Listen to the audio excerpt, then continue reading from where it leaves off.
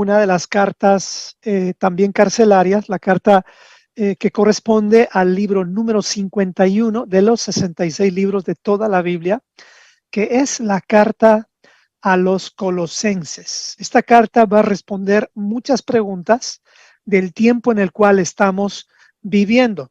Le aseguro que se va a sorprender que es una carta que se aplica a todos nosotros.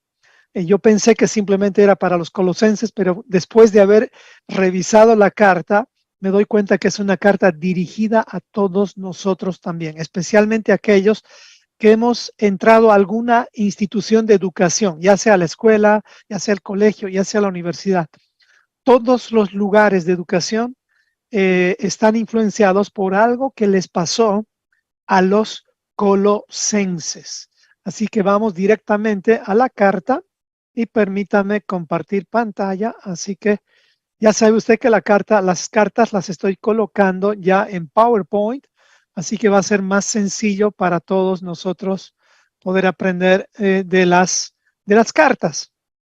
Muy bien, la carta a los Colosenses. Este es un resumen, usted sabe, en una página donde tú puedes leer en 5 minutos. Sin embargo, los resúmenes ya en el audio, o sea, es decir, en Zoom, los vamos realizando en un promedio de 45 minutos. Esa es la idea, y algunas veces menos.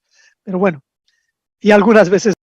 Muy bien, ahora sí, vamos a empezar directamente con la grabación de la carta a los Colosenses, que corresponde al libro número 51 de los 66 libros de toda la Biblia. Y esta carta realmente se aplica a nuestros tiempos.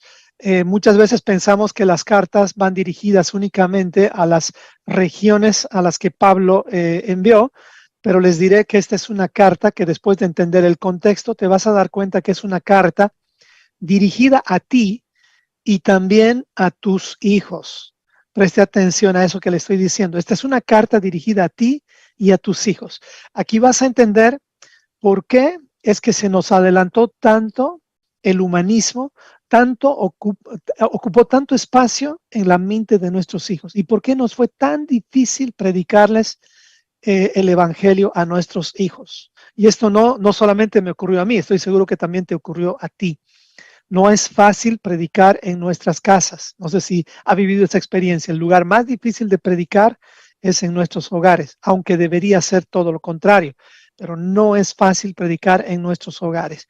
Sin embargo, gracias al Señor, pues lo podemos hacer. Hay varias razones, obviamente, por las que no podemos predicar en nuestros hogares con tanta facilidad, porque, bueno, nuestros hijos nos ven desde el levantarnos, desde el dormir, desde el comer, y como que ya no tienen mucho espacio para escucharnos la palabra. Sin embargo, Dios nos puede dar muchas herramientas para poder hacer eso. Así que este es un estudio resumido, que si tú lo lees en una hoja, es en una página nada más, que puede durar una lectura de 5 minutos, pero ya a través de Zoom, esto va tomando un tiempo de 30 a 45 minutos o un poco más. Hoy vamos a tratar de que no sea tanto el tiempo, ¿ok? Así que, primeramente, quiero decirles que en estos últimos tiempos, que son realmente últimos tiempos, tenemos que tener cuidado, porque hay dos advertencias, una advertencia en realidad que está en el Antiguo y en el Nuevo Testamento, mal llamados así. Número 1, en Amos, la primera advertencia, en Amos capítulo 8, versículo 11 al 12 dice: He aquí, vienen días, declara el Señor Dios, en que enviaré hambre sobre la tierra. No habrá hambre de pan ni sed de agua, sino de oír las palabras del Señor. Versículo 12. Y vagarán de mar en mar, de mar a mar, y del norte hasta el oriente.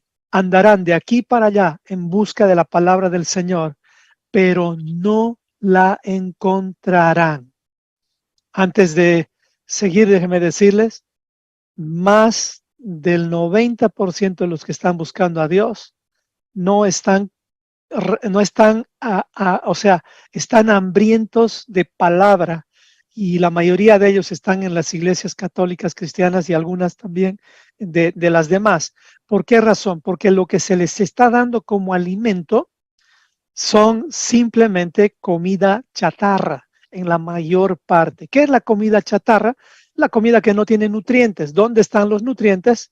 Pues en el caso de la palabra está en la Torá. en las palabras de Yeshua. Ahí están los nutrientes. Por eso es que muchos de nosotros hemos tenido hambre cuando hemos escuchado una predicación sin Torah.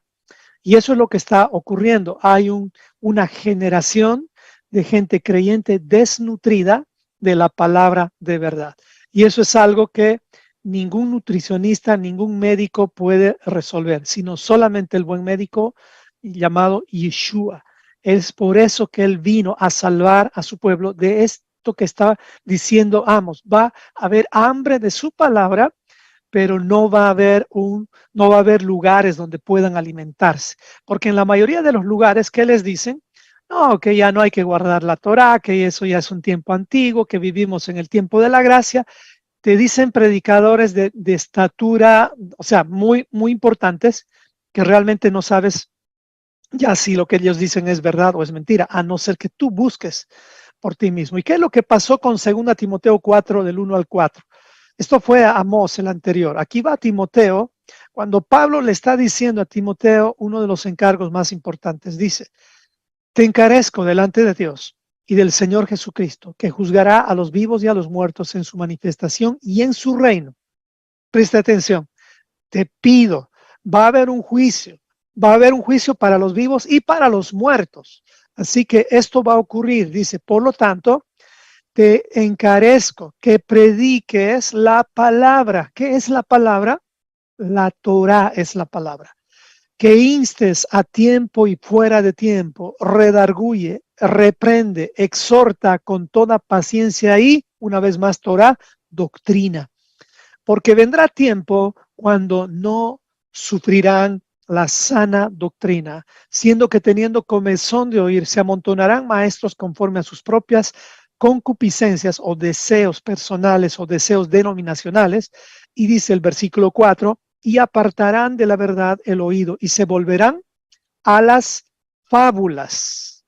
Pero, dice a Timoteo, tú sé sobrio en todo, soporta las aflicciones, haz obra de evangelista y cumple tu ministerio. Sé sobrio en todo. Sobrio también tiene un sinónimo. La palabra sobrio también es entendido de los tiempos, entendido en los tiempos. Otra de las palabras que se aplica a sobrio en todo es prudente, prudente, alguien que teme a Dios. Ese es un sobrio. En todo sé sobrio y haz obra de evangelista. ¿Dónde va a comenzar la obra evangelista? Cuando yo leía esto decía, ay Señor, quiero ir a predicar a la China. Y ahora Dios, por medio de Yeshua, me dice, comienza en tu vida, continúa con tu familia. Así es el evangelismo. Nosotros mismos tenemos que evangelizarnos a nosotros mismos. Y ese es nuestro ministerio. Cumple tu llamado. Eso es lo que está diciendo Pablo para empezar antes de entrar a la carta. Entonces, estamos en estos tiempos y saben que estos son tiempos parecidos al tiempo en el cual vivían los colosenses. Y hay un gran problema en Colosenses y es el gnosticismo. Y aquí quiero preguntar, y si pueden escribir en el chat, si saben qué significa el gnosticismo. Escríbalo en el chat mientras yo voy hablando. Pero el gnosticismo es una de las, vamos a decir, tal vez religiones, pero es una de las filosofías que tiene como base a los filósofos más importantes del mundo. Entre ellos, por ejemplo, Platón, que él ha generado varios de los pensamientos humanistas que han dado un sustento o una base al gnosticismo. El gnosticismo está fundado en dos principios muy importantes. Los gnósticos, número uno, aseguran que la materia es inherentemente mala y el espíritu es bueno. De aquí surge justamente lo que Marción del Ponto empieza a decir, que es el Dios del Antiguo Testamento es bueno y el Dios del Nuevo Testamento es malo. Esto es más o menos una base. Estamos hablando de 300 años antes. Y como resultado de esta presuposición, los gnósticos creen que cualquier cosa que se haga en el cuerpo, incluso el pecado más grande, no tiene efecto en nosotros, porque la vida real existe solamente en el reino de los espíritus. Esa es una de sus premisas del gnosticismo. Número dos, otra de las premisas del gnosticismo es que los gnósticos afirman poseer un elevado conocimiento. O sea, ellos se creen superiores a todos los demás porque siempre están adquiriendo conocimiento, pero no un conocimiento bíblico, sino un conocimiento humanista. Es como un hueco en el cual están tratando de buscar. Y miren, no vamos a poder encontrar en 80 o 90 o 120 años, no vamos a poder encontrar, si buscamos en el hueco humanismo, las verdades más importantes que necesitamos para vivir. Y los gnósticos, una de sus características es que nunca están definidos, siempre están tibios. Así es normalmente un gnóstico, siempre está al medio. Un gnóstico tiene una fuerte inclinación de agradar al hombre más que a Dios. ¿Conoce usted a los gnósticos? ¿Qué tal si hay algo de gnóstico en nosotros? Algo de gnóstico. Claro que hay un poco de gnóstico en nosotros, así que hablo de mí mismo y hablo para que tú mismo tengas cuidado de ti mismo. ¿Quiénes son los hombres que han influenciado la mayor parte de la educación a nivel mundial? Aquí tenemos los tres, vamos a decir, de mayor influencia en la educación. Y estos tres, para que nunca se nos olvide, le puse el acróstico PAZ, la paz del mundo en realidad. Y esto significa simplemente Platón, Aristóteles y Sócrates. Para que nunca se nos olvide quiénes son los que han influenciado nuestra educación a nivel mundial, la base de la educación universitaria, la base de la educación en las escuelas, en los colegios, lamentablemente, y tú lo puedes verificar, búscalo esto está en el profeta Google, tú lo puedes encontrar ahí, y vas a encontrar que Platón, Aristóteles y Sócrates son la base de la educación humanista. Y si se da cuenta, son tres. ¿De dónde salieron estos tres? Pues esta es la tríada de los académicos humanistas. No es que lo académico es malo. Lo académico no es malo. El problema es lo académico basado en el hombre o centrado en el hombre. Pero lo académico centrado en Dios, eso es diferente. No es malo ser un maestro universitario, quiero decir, pero son muy escasos los maestros universitarios que tienen sus fundamentos en Dios. Son escasos. La mayor parte de las universidades están llenas de académicos humanistas que tienen como una adoración inconsciente a la triada o a su trinidad compuesta por paz, Platón, Aristóteles y Sócrates. Miren, esto es lo que estaba sucediendo en Colosas. Esto es más o menos lo que estaba sucediendo en Colosas. Y estos tres hombres, Sócrates, Platón y Aristóteles, no necesitamos leer las letras pequeñas, no se preocupe. Ellos tenían prácticamente un objetivo. Para ellos era explicar que el problema del hombre, el problema central del hombre, ¿qué creen que es? La falta de educación. Eso es lo que ellos decían. Es verdad en parte, pero en otra parte es peligroso esto, porque no sé si a usted le ha ocurrido, ¿cuál es la herencia que la mayoría de los padres quieren dejar a sus hijos? ¿Qué es lo que normalmente está en nuestra cabeza como padres terrenales? A ver si puede escribir en el chat. Escriba en el chat, por favor. ¿Cuál es la herencia que normalmente un padre quiere dejar a sus hijos? Exactamente, ahí él lo dijo, sin educación, una profesión. Claro, hermano, todos los padres, o la mayoría de los padres, su sueño es ver a sus hijos profesionales, personas que han estudiado, que se han educado en las mejores universidades. Hay padres que quieren mandar a sus hijos a las mejores universidades del mundo. Hay padres que, mire, invierten cantidades de dinero para que sus hijos estudien en los mejores colegios, en las mejores escuelas. Y sabe que, aunque usted no lo crea, esos son los lugares más peligrosos para la mente de nuestros hijos. Estamos en un tiempo en el cual, si usted quiere educar en un lugar seguro a sus hijos, el mejor lugar siempre va a ser su hogar. Y miren lo que Dios está haciendo con nosotros. Nos ha puesto en una etapa en la cual Dios mismo nos está protegiendo. ¿Por qué razón? Porque ahora hasta en la universidad ya te están dejando estudiar en tu casa. Nunca pasó eso por mi mente, porque yo estudié ingeniería. Yo dije, ¿cómo va a haber una ingeniería online? Y les cuento, ahora existen ingenierías online. Vivimos un tiempo en el cual muchas de las cosas Dios las está permitiendo para protegernos a nosotros mismos. Y esta es la conclusión, pero ¿qué dice la Biblia? ¿El problema del hombre será la educación académica? No, la Biblia dice que el problema del hombre es el pecado. ¿Cuál es el problema del hombre? No es aplazarse 1 y 2 años en la universidad y repetir los semestres. El problema del hombre es el pecado. ¿Y qué es el pecado? Transgredir las instrucciones del Creador. Eso es el gran problema del hombre. No es la educación, es el pecado, es ignorar el pecado. ¿Qué decía Oseas 4:6? Mi pueblo perece por falta de, es verdad, de educación, conocimiento, pero ¿cuál conocimiento? Está más adelante. Ese conocimiento tiene que ver con los mandamientos del Señor. Ese es el problema del hombre, el que ha quebrantado los mandamientos de Dios, y hay un Dios misericordioso y lleno de gracia que se le va a acabar la paciencia el día en que tú mueras o el día del juicio para toda la humanidad, así como ya lo demostró en el diluvio, donde solamente se salvaron 8 personas. Este era el ambiente de Colosas, para que tú y yo estemos más conectados, y de ahí viene la carta a los colosenses.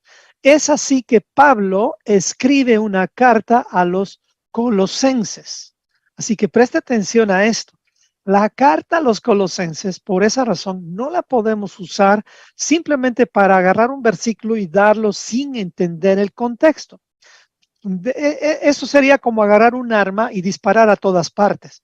No, no podemos hacer eso con las cartas de Pablo. Además, recuerde, un día vamos a ver a Pablo cara a cara y pues no vayamos a ser corregidos por Pablo diciendo, no, Pablo, miren, yo cuando dije que no se trata de guardar los días y los alimentos, no me refería a que no tienes que guardar los alimentos, tienes que guardarlos, pero yo me refería a otra cosa. Imagínense a Pablo corrigiéndonos a nosotros por haber utilizado sus cartas para entregar mensajes que él no quiso decir. Ay, Pablo, realmente cuán malinterpretado ha estado Pablo, y que nosotros ya no lo malinterpretemos sería una gran bendición. Así que esta es la carta a los colosenses, y para que nos ubiquemos en el contexto geográfico, esto es lo que es Colosas. En este lugar está Colosas. Fíjese bien, aquí está Efeso. Más adelante, si se da cuenta, vamos a encontrar Efeso. Oh, sí, ya se me perdió a mí también Efeso. Pero aquí está Filipos. Si usted puede fijarse, aquí está Filipos, Efeso. Esta parte morada es todo lo que Pablo viajó. Pregunto, ¿Pablo fue a Colosas? Fíjese bien, no fue a la Colosas. Pablo no fue a Colosas, tampoco fue a la Odisea. Pablo tampoco fue a Filadelfia. Pablo tampoco fue a Esmirna, Teatira. No fue a muchos lugares. ¿Quiénes fueron a estos lugares? Los discípulos de Pablo. Ellos fueron a esos lugares. Así que este es el contexto geográfico. Así que en la carta a los colosenses fue escrita por Pablo. Algunos dicen por Timoteo también, pero en realidad la mayoría de los historiadores otorga que la carta fue escrita por Pablo en el año donde él estuvo en la cárcel, 60-62. ¿Quiénes son los destinatarios? La comunidad de Colosas. Esta carta fue enviada desde la prisión de Roma, dirigida a la comunidad de creyentes en Yeshua en la antigua ciudad de Colosas. El ministerio se inició cuando Pablo estuvo en Efeso. Esto lo puedes encontrar en Hechos capítulo 19. Durante ese tiempo, que eran 3 años, usted recuerda, eso no está en el resumen, Pablo empezó a predicar, y uno de los que se convirtió fue Epafras.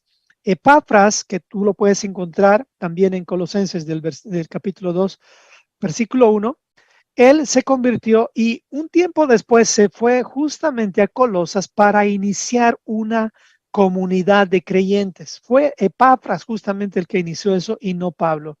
Así que después de un tiempo, eh, Pablo justamente escribe esta carta porque Epafras justamente estuvo preocupado por dos errores que existían en la comunidad de Colosas. Y esos errores, aunque usted no lo crea, también está viviendo hoy en nuestros días en la mayoría de los lugares donde se predica la palabra. Nada más que ahora está muchísimo más camuflado.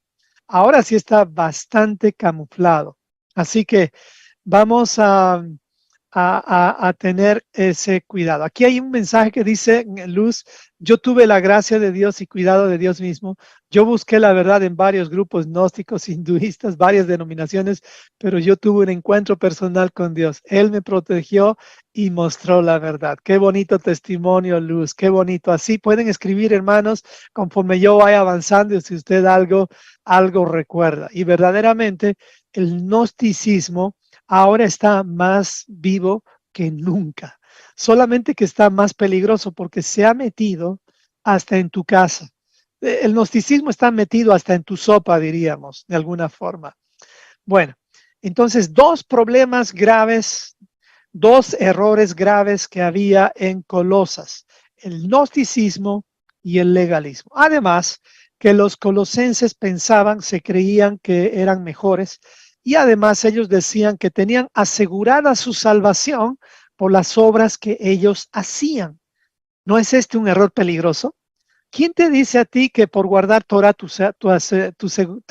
salvación está asegurada? Pues el objetivo de la Torah no es darte salvación. El objetivo de la Torah no es ese. El objetivo de la Torah es ayudarte a que te santifiques y no te salgas del camino.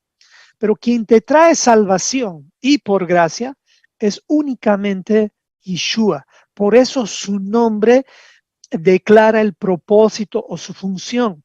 Su nombre es Yeshua y su nombre significa salvación. Él es el Cordero de Dios. Él es el que quita, no solamente como limpia, no, Él quita el pecado del mundo. Es decir, cuando tú te acercas a Él, prácticamente lo que estás haciendo es entrar como más o menos en una lavadora de pecados, como en una lavadora de ropa. ¿Qué haces tú cuando tu ropa está sucia, hermano? La metes a la lavadora. Entonces la lavadora tiene esa función. Por esa razón es que nosotros tenemos que cuidar nuestra salvación, cuidar que nuestras ropas están cubiertas por la sangre de Cristo. No hay obra que puedas hacer para eso. Tú solamente tienes que acercarte a Él diariamente y decirle, Señor, gracias, porque tú me has salvado. Cada festividad, cada vez que te acuerdes del calendario bíblico, recuerda que todo trata de Yeshua, nuestro Mesías. Y finalmente, en esta primera parte, es que al mismo tiempo las personas de la comunidad de Colosas, a causa de los pensamientos gnósticos, ellos creían que Dios, en uno de sus pensamientos, por ejemplo, ellos decían que Dios es bueno, pero la materia es mala. O sea, fíjense, ¿a quién le están culpando de los problemas? A las cosas, a las cosas materiales. En otras palabras, ellos le culpan vamos a decir, como el borracho que se choca en el poste, ¿no? ¿A quién le culpa el borrachín? Le culpa al poste. Dice, maldito poste, ¿por qué te apareciste aquí? No, no es la culpa del poste, no es la culpa de las circunstancias, es la culpa de tus decisiones. Así es que por eso es que Epafras, muy preocupado con tantas herejías, viaja a Roma y le pide a Pablo consejo. Y su consejo, el consejo de Pablo, vino en una carta. Entonces, esta carta fue llamada Colosenses, a los Colosenses. ¿Ok?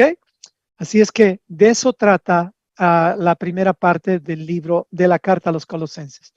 Muy bien, la carta la vamos a dividir en un relato por capítulos. El capítulo 1 de la carta tiene que ver, perdón, antes creo que Geraldine está ahí. Vamos Sí, hola Geraldine, te escuchamos. Pastor, buenas tardes, todos hermanos.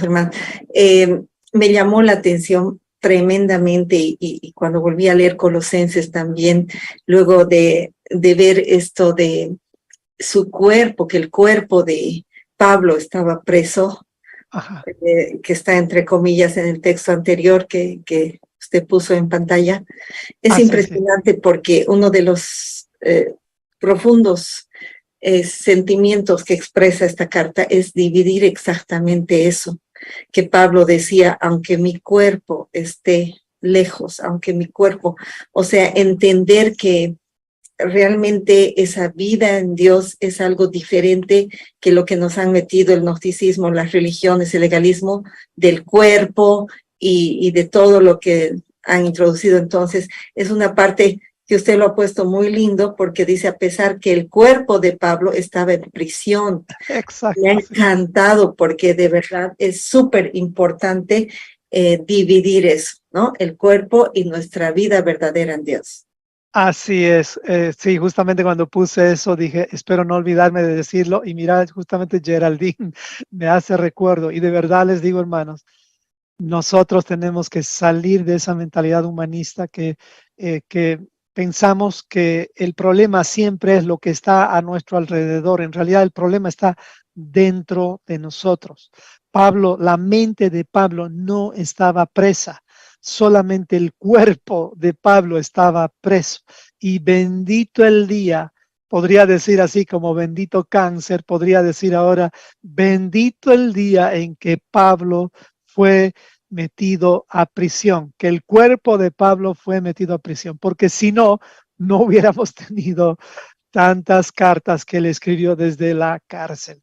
Así que gracias al Señor por la cárcel. Como vemos, la cárcel no es un lugar malo en un sentido, pero sí en un sentido es malo, obviamente, pero la verdad es que la cárcel a un hijo de Dios no le puede encarcelar la mente. Así que ninguno de nosotros, por más problemas que estemos pasando, por más situaciones difíciles que hayamos pasado, por más que veamos incluso a nuestros hijos que no están en el camino, por más mentiras que vean nuestros ojos, en nuestra mente tiene que estar desarrollado justamente las verdades bíblicas. Y las verdades bíblicas nos prometen semillas eternas. Y si nosotros como padres vemos a nuestros hijos o a nuestros cónyuges o a las personas, sembramos diligentemente la palabra del Señor, yo les puedo asegurar que tarde o temprano va a dar fruto, porque no hay forma de detener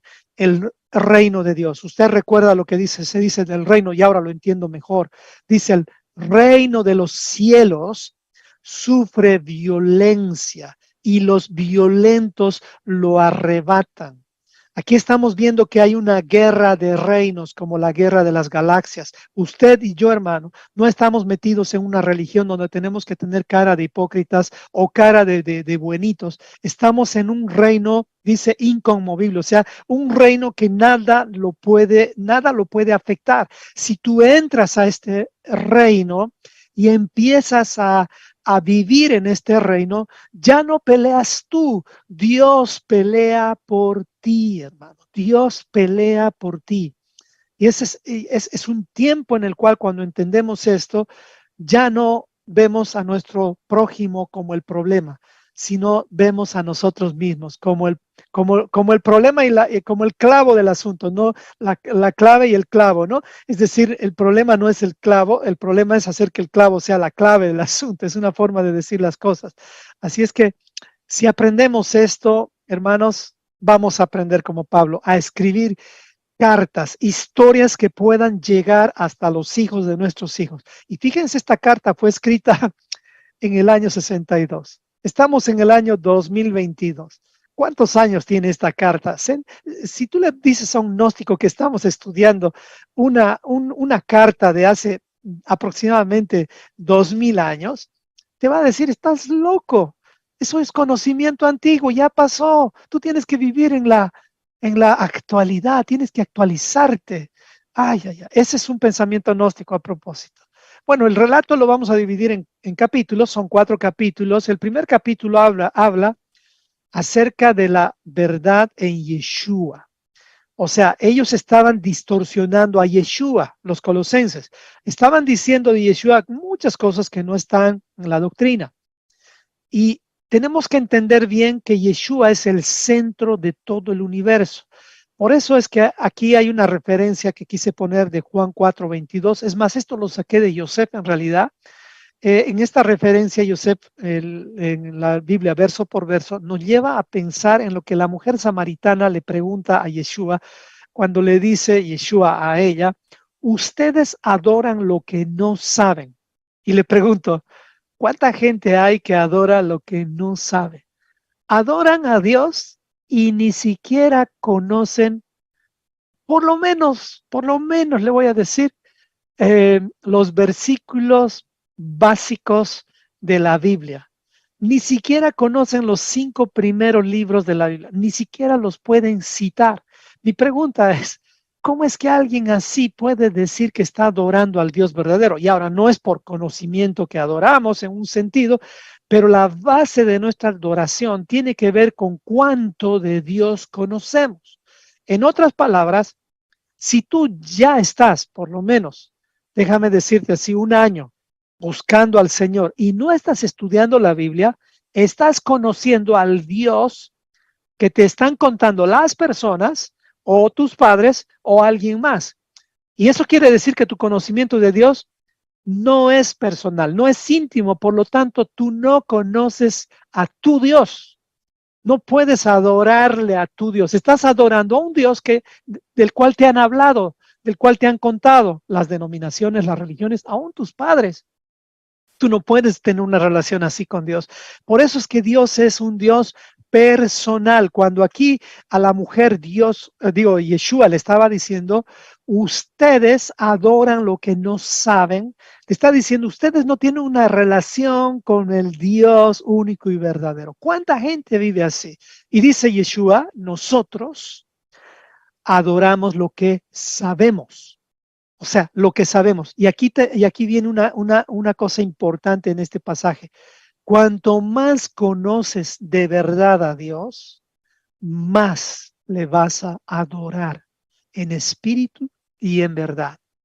O sea, ya no vas a necesitar una canción para adorar. No sé si me explico. Hay mucha gente que no puede adorar sin canciones, sin música. No, no, no, eso ya va a pasar a tu otra vida. Es buenas las canciones, son buenas las canciones, claro que sí, pero tú ya vas a entender que la adoración es mucho más que una canción. Por lo tanto, con canción o sin canción, tú vas a adorar al Señor. Y dice más adelante Yeshua, porque la salvación viene de los judíos. Y aquí los judíos, la palabra judíos tiene dos explicaciones. Judíos, uno por la tierra, por el lugar de donde son o por la tribu, y judíos también por el significado de la palabra judíos. Y la palabra judío significa aquel que alaba a Dios. En otras palabras, también puedes entender este pasaje de la Biblia cuando Yeshua está hablando. Ustedes adoran lo que no saben. Dice, nosotros adoramos lo que sabemos, porque la salvación viene de aquellos que saben adorar a Dios. ¿Ok? Eso, de ellos viene la salvación. ¿Y quiénes son ellos en toda la historia de la humanidad? Pues los judíos. ¿Será que hay judíos de corazón en este tiempo? O sea, ¿será que hay gente que de corazón quiere adorar al Señor, quiere alabar, quiere agradecer al Señor? Ese es un judío, no un judaizante, por favor. Bueno, entonces, nuestra responsabilidad como creyentes es asegurarnos que estamos conectados, adorando al eje central del universo, porque de Él trata todo en esta vida. Esa es la primera parte del capítulo 1, perdón, ese es el capítulo número 1, la primera parte de la carta. Capítulo 2 dice la verdad acerca de las herejías. Aquí, si alguien, por ejemplo, tú esta carta ya la puedes usar si alguien está atravesando problemas de gnosticismo, meditación trascendental. Esta es la carta adecuada para entregarles a ellos. ¿Cuánto tiempo te tarda estudiar esta carta? Leerla 12 minutos. Eso es lo que te tarda leer esta carta o menos. Es un consejo de 12 minutos. Ya el espíritu hablará, pero si alguien está atravesando por un problema de gnosticismo, meditación trascendental o problemas de la nueva era, esta es una carta muy buena para ellos. Capítulo 2 específicamente. Aquí se resuelven algunas de las herejías y de las filosofías humanistas cargadas de tantas mentiras que se van promoviendo en la actualidad. Y no solamente antes, sino también ahora. Y saben, estas mentiras han pervertido el mensaje de la Biblia dado por medio de Jesucristo. Así que, amado hermano, si usted está influenciado por todas estas cosas, no tire la toalla. Y recuerde algo, todas las doctrinas humanistas o gnósticas o cualquier doctrina que no esté fundamentada en la Torah va a cambiar tu exterior. Claro que te va a hacer una buena persona exteriormente, pero lo único que va a transformar nuestro carácter es la palabra del Señor. Eso es la eficacia de la palabra, es que penetra. En cambio, las doctrinas humanas, por más que sean doctrinas de raíces hebreas, no penetran el carácter. Lo único que penetra el carácter es la palabra de Dios. Penetra hasta partir el alma. Penetra. Así que no hay remedio humano para resolver el problema del carácter. A ver si con esto estoy siendo muy claro. De verdad les digo, el único que puede arreglar tu carácter es el creador de tu vida. Él te ha dado un libre albedrío y te ha dado herramientas, así como el buen alfarero, así como el buen carpintero, que te van a ayudar a forjar tu carácter. Esta palabra forjar es como esculpir tu carácter. Esculpir viene de justamente cuando agarraban una roca y le sacaban una forma a lo que no tenía forma. Ese es el poder de la palabra de Dios. Así que padres, si ustedes ven que sus hijos tienen un carácter podrido, perdónenme por esa palabra si es dura, lo que tenemos que hacer es nosotros ser como sabios y pedirle a Dios que nos dé la habilidad de los escultores. Si se recuerda, la habilidad de los que tienen en su mano un bisturí para trabajar en el carácter de nuestros hijos. Y no con nuestras palabras, sino con las palabras de nuestro Señor. Capítulo 3 nos exhorta a entender. El capítulo 3 de Colosenses nos exhorta a entender que para agradar a Dios debemos enfocarnos en las cosas de arriba y no en las terrenales. Este capítulo es hermoso. Esta es la forma de hacer morir, dice Colosenses, todo lo que es pecado, o sea, todas las cosas que transgreden las instrucciones de Dios, cosas inmorales y cosas del carácter, como cuáles, la ira, el enojo, malicia, todo eso, y está referido en el capítulo 3. Pablo realmente está usando el bisturí aquí y nos está empezando a operar en nuestras vidas de una forma tal que la operación va a tener éxito. De verdad le hablo en términos médicos. Si usted es médico, va a entender esto que le estoy diciendo.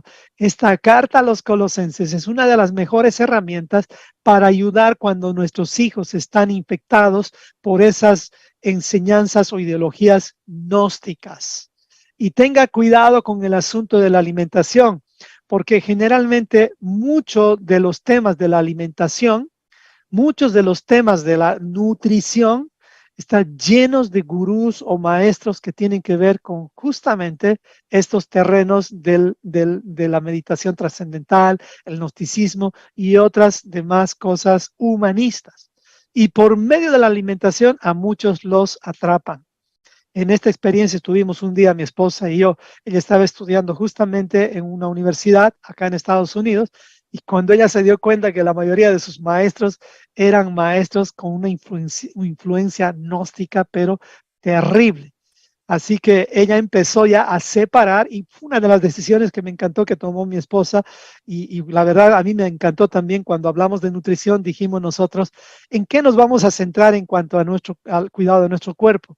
Y ella y yo dijimos claramente, más ella que yo, ella dijo, mi esposa dijo, en la nutrición bíblica. Eso es todo lo que vamos a hacer, nutrición bíblica.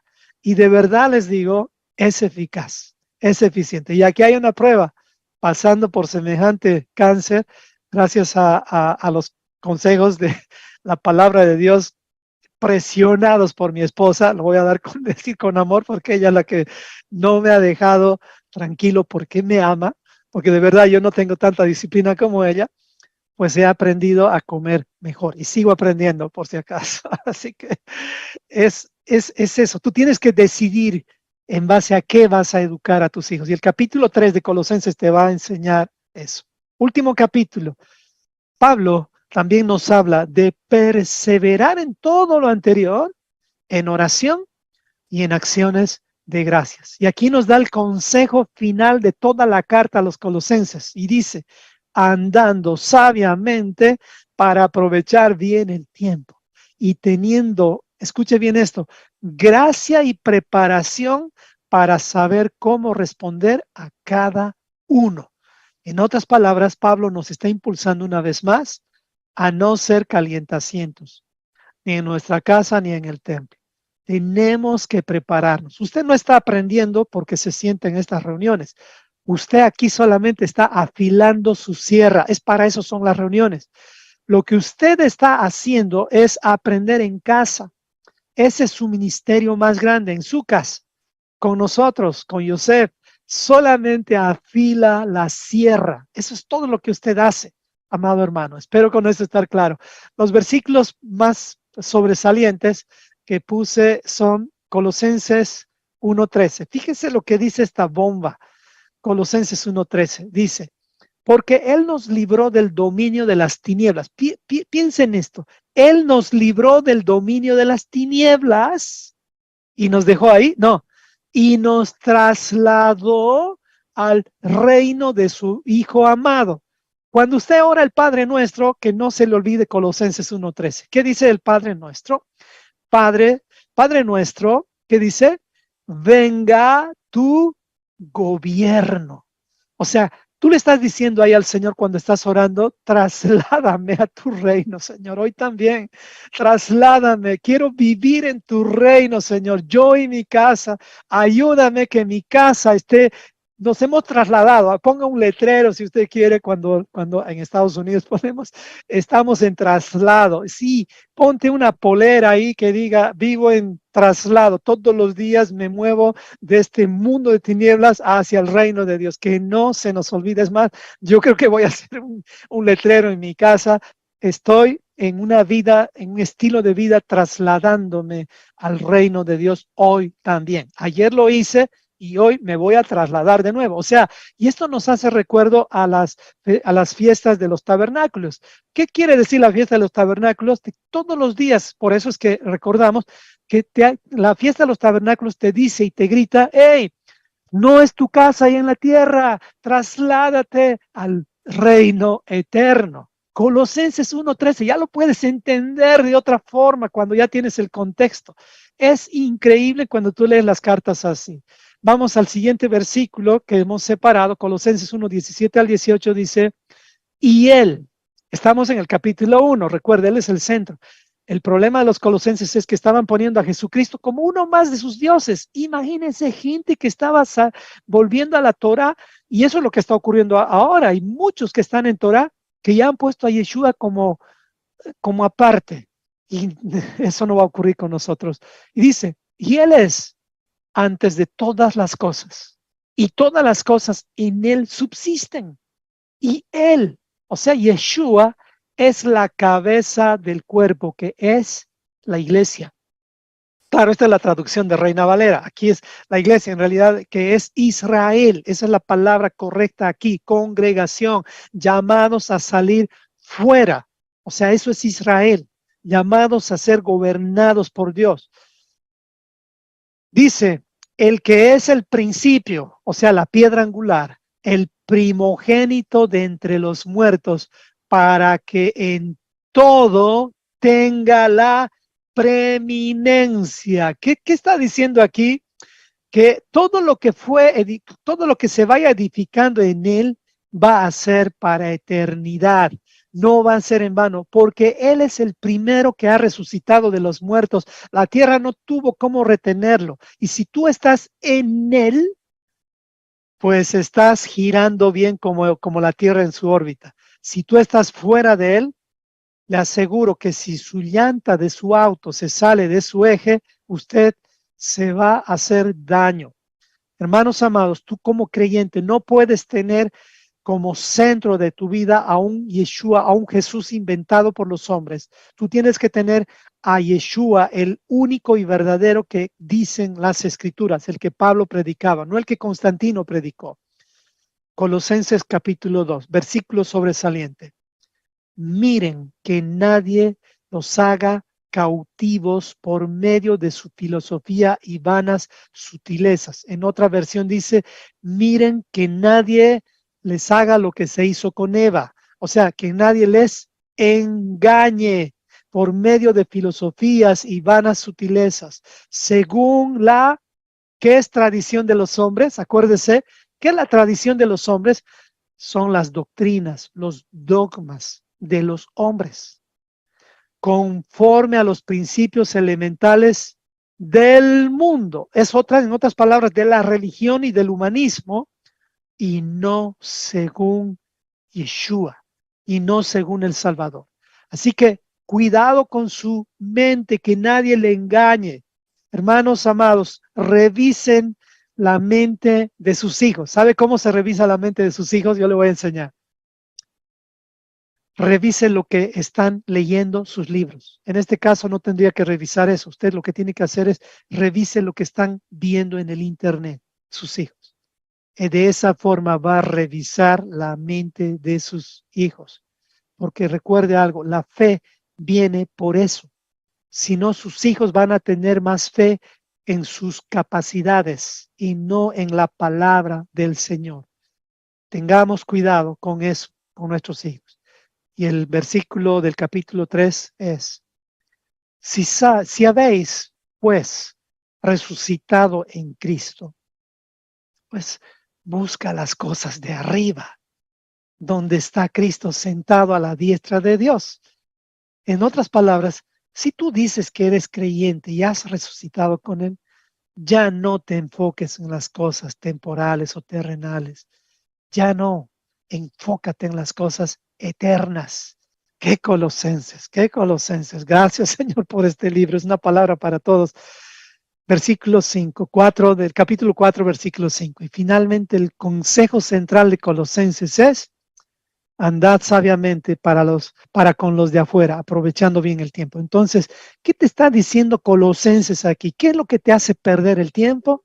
Dos cosas. Si usted ha entendido qué te hace perder el tiempo, ¿por qué tienes que andar sabiamente? Son dos cosas. ¿Cuáles eran los dos errores graves que tenía la iglesia de los Colosenses? ¿Quién me dice? Escríbalo en el chat, si no. ¿Cuáles eran los dos errores graves? Recuerde, a ver.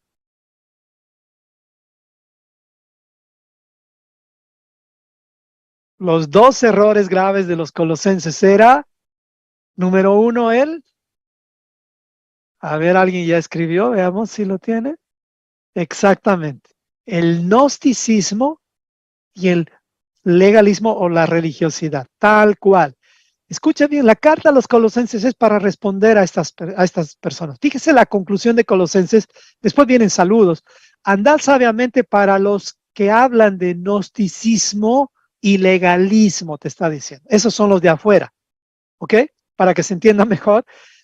Caminen sabiamente con esos que son gnósticos y legalistas. ¿Y cómo? Aprovechen bien el tiempo, o sea, no pierdan su tiempo. En otras palabras, no estés en debates con ellos tratando de convencerles. No, no, no, no. Habla sabiamente, diles, dirígeles a la palabra, dirígeles a la verdad y después no pierdas tu tiempo en ganar debates con ellos, porque sabes que de verdad vas a perder el tiempo. Eso te lo puedo decir por experiencia. Y de verdad, hermano, les digo, yo ya estoy llegando a un punto en el cual, especialmente los miércoles en mis reuniones, realmente yo oro al Señor que todas las reuniones que tenga sean productivas. Y a veces cuando de pronto me toca una reunión con alguien que es realmente, digamos, alguien que no le importa la palabra, digo, Señor, ayúdame a que haya algo bueno, por lo menos en esta reunión que estoy teniendo, para que esta persona conozca un poquito de tu verdad. Pero cuando a veces me reúno con alguien que realmente noté que fue una pérdida de tiempo, digo, Señor, ayúdame a orar por esta persona porque yo no pude ayudarle. No pude ayudarle. Y me duele en el fondo. Pero no puedo hacer más. ¿Me explico? No puedo hacer más. Pero sí, no quiero perder el tiempo. ¿Y cómo? reuniéndome con legalistas o con gente que se cree superior a todos los demás. Ya cuando alguien me dice que pues el centro de su vida no es Yeshua, ahí yo ya, bueno, otro día charlamos. ¿Cuáles son los propósitos de esta carta para terminar? El primero es que entendamos que estamos adorando y sirviendo a aquel que sostiene todo el universo. Si ignoramos a Él o tergiversamos a Yeshua, nuestras vidas no tendrán sentido ni propósito, pues nos quedamos sin un eje central. ¿Cómo va a andar un cuerpo sin cabeza? Lea Colosenses 1:18. Segundo propósito es contrarrestar los falsos conceptos e ideas gnósticas y judaizantes que estaban contaminando a la iglesia. Yo diría a tu casa, que están contaminando tu hogar. Cosas que pretenden sacar de su lugar a Dios y a Jesucristo para proponer sus propias ideas religiosas y humanistas. Hermano amado, no lo permita. Si usted está en su territorio, es decir, en su casa, que ahí se predique la luz de Dios. ¿Ok? Cueste lo que cueste. Y espero que me esté entendiendo con esto que le estoy diciendo. Probablemente sus hijos van a pensar que usted está loco. No importa, que piensen lo que ellos quieran. Deje que la semilla obre y va a ver que esa semilla va a obrar y va a haber fruto, va a haber fruto, fruto eterno. Tercero, aprendamos a enfocarnos en las cosas eternas y no en las terrenales. ¿Ven? Y el consejo aquí del capítulo 13 es todo lo que hagamos, por eso, hagámoslo de corazón, como para el Señor y no para los hombres. Esa es la actitud que agrada a Dios. Y el cuarto es recordar que la fe verdadera, o sea, emuná, fidelidad a la Torah, es práctica, no es teórica. La fe verdadera es práctica. Santiago dice, muéstrame tu fe por tus obras y yo te voy a mostrar mi fe por mis obras. Porque si tú no me muestras obras, ¿cuál es la conclusión de Santiago? La fe tuya es muerta, muerta, porque no hay obras. ¿Y cuáles son las obras? Dar comida a los hambrientos, a los mendigos. No, eso no es una obra, eso es una caridad. Eso dice la Torah, pero las obras que te van a ayudar a desarrollar tu fidelidad a la Torah, pues son las obras de la Torah. ¿Y cuáles son las obras de la Torah? Comienza por los 10 mandamientos, comienza por comer bien, comienza por cuidar tu cuerpo, comienza con festejar las festividades bíblicas, etcétera, etcétera. Esas son las obras de justicia.